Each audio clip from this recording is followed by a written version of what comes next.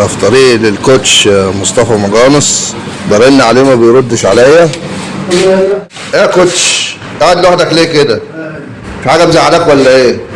واحد اخ ليا معلم كمان، قلت له عندي مشكله اللي جاي لك، قلت له رجاله ولا جه ولا سال، بقالي 3 ساعات هنا في البساتين عند اخويا واحد قاعد عمده، قال لي جاي لك باب الرجاله ماشي، ولا جيت ولا شفت وشه، رن عليه ما يردش على التليفون، واسمه فهد الابيض، يبقى عيبه مواعيده يقول لك انا ما يجيش.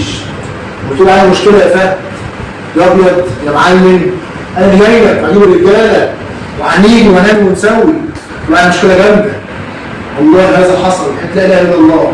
قال لي هجي لك فك واحد تاني وكان شمال مع بعض، بس اقول لك ايه؟ الله ربنا يسهل عليك. الرجاله وقت الضيق.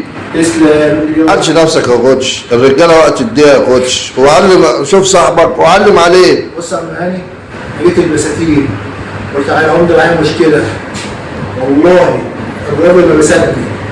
المره اللي فاتت كل معايا مشكله في اكتوبر، جه ورايا جري بالمكنه لحد اكتوبر في الحصري، والمعلم ما رضيش يجي معايا، كنت قاعد معاه ممكن هو عيش وملح في مكان وما رضيش يجي.